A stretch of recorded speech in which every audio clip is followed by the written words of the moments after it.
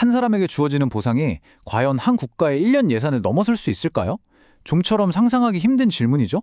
그런데 이 질문을 따라가다 보면 부의 규칙 자체를 완전히 새로 쓰고 있는 사람들, 바로 시스템 설계자들의 세계와 마주하게 됩니다. 지금부터 그 엄청난 이야기를 한번 시작해 보겠습니다. 자, 이 숫자부터 한번 보시죠. 1000조 원. 2018년에 일론 머스크가 테슬라에서 받기로 한 보상안이 전부 실현됐을 때의 잠재적인 가치입니다.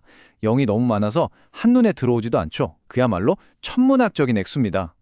이게 얼마나 큰 돈인지 감이 잘 안 오실 텐데요. 여기 대한민국 연간 국방 예산이랑 비교한 걸 한번 보세요. 이 보상 하나가 우리나라 국방 예산의 무려 23년치에 해당하는 정말 말도 안 되는 규모인 겁니다. 그럼 여기서 근본적인 질문이 생길 수밖에 없죠. 아니 도대체 어떤 일을 해야 벨기에나 스웨덴 같은 나라의 1년 경제 생산량보다 더 큰 가치를 인정받을 수 있는 걸까요? 어떻게 이런 보상이 가능해진 걸까요? 그 답을 찾으려면 우리가 아주 오랫동안 진리처럼 믿어왔던 성실함에 대한 보상 규칙부터 다시 들여다봐야 합니다. 열심히 일하면 성공한다? 이 오래된 공식이 더는 통하지 않는 시대가 오고 있다는 뜻이거든요. 우리 모두 그렇게 배워왔잖아요. 성공이란 건 내가 들인 시간과 노력에 정비례한다고. 더 많은 시간을 더 열심히 갈아 넣는 게 부자로 가는 일이라고 믿어왔죠. 하지만 지금 경제는, 특히 테크 업계에서는 전혀 다른 얘기를 합니다. 성실함은 미덕이지만 더는 부를 약속하지 않는다. 이제 답은 레버리지다. 이런 말이 돌고 있죠. 단순히 주어진 시스템 안에서 열심히 톱니바퀴처럼 일하는 것만으로는 이제 폭발적인 가치를 만들 수 없다는 겁니다. 그러니까 패러다임이 노동에서 레버리지로 완전히 넘어간 거예요. 노동은 시간을 투입한 만큼 선형적으로 예측 가능한 보상을 주죠. 하지만 레버리지는 시스템을 기반으로 리스크를 감수하면서 기하급수적인, 즉 어마어마한 보상을 만들어냅니다. 다시 말해, 이제 세상은 불균형할 정도로 엄청난 임팩트를 만들어내는 능력을 훨씬 더 높게 쳐준다는 거죠. 바로 이 변화의 한가운데에 새로운 유형의 인물들이 있습니다. 이들을 시스템 설계자라고 부릅니다. 이 사람들은요, 기존 시스템을 잘 관리하는 사람이 아니라 아예 시스템 자체를 설계하는 새로운 경제 엘리트들입니다. 시스템 설계자는 그냥 CEO나 관리자 같은 직책이 아니에요. 뭐랄까, 새로운 판을 짜는 개척자에 가깝습니다. 기존의 규칙 안에서 움직이는 게 아니라 새로운 규칙, 새로운 구조, 새로운 플랫폼을 만들어내는 사람들이죠. 세상이 돌아가는 방식을 바꾼 대가로 보상을 받는 겁니다.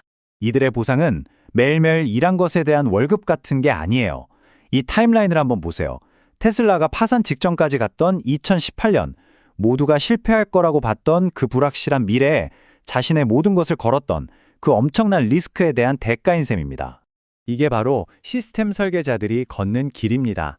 먼저 페이팔 같은 과거의 성공으로 자본과 신뢰를 쌓죠. 그리고 그 모든 걸 전기차 대중화처럼 불가능해 보였던 미래에 전부 베팅합니다. 그리고 만약 그 새로운 시스템이 성공하면 우리 사회가 그 대가로 상상을 초월하는 보상을 주기로 암묵적으로 합의한 것과 마찬가지입니다. 이런 변화가 가져오는 결과는 정말 엄청납니다. 시스템을 통제하는 힘이 글로벌 파워로 바뀌면서 이제는 한 국가와 맞먹는 힘을 가진 개인이 등장하고 있는 거죠. 이 표를 보면 정말 흥미롭죠. 한 개인과 국가를 직접 비교하고 있습니다.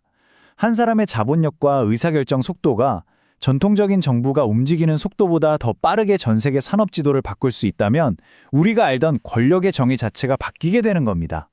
이들은 기존의 규제나 국경을 가뿐히 넘어서면서 지정학의 무대에서 완전히 새로운 플레이어로 떠오르고 있습니다. 이 차트에서 보시는 것처럼 그 숫자는 아주 적을지 몰라도 그 파괴적인 영향력은 정말 어마어마하죠. 자, 그렇다면 이 거대한 패러다임의 변화가 우리 한 사람 한 사람에겐 어떤 의미일까요? 이 새로운 시스템 안에서 나는 과연 어디쯤 서 있는 걸까요? 이 새로운 현실은 우리 스스로에게 꽤나 뼈아픈 질문을 던지게 만듭니다. 첫째, 내일은 AI나 더 효율적인 시스템으로 대체될 수 있는가? 그리고 둘째, 나는 혹시 다른 누군가가 설계한 시스템 안에서 부품처럼 일하고 있는 건 아닌가? 핵심은 이겁니다. 세상은 더 이상 가장 열심히 일하는 사람에게 가장 큰 보상을 주지 않습니다. 바로 게임의 규칙을 바꾼 사람에게 보상하죠. 이제 가치는 시스템에 그냥 참여하는 게 아니라 시스템을 직접 만들고 설계하고 또 그걸 활용하는 능력에 달려 있습니다. 그리고 이 마지막 질문이야말로 이 새로운 시대에 우리 모두가 마주한 궁극적인 선택지를 가장 명확하게 보여주는 것 같습니다.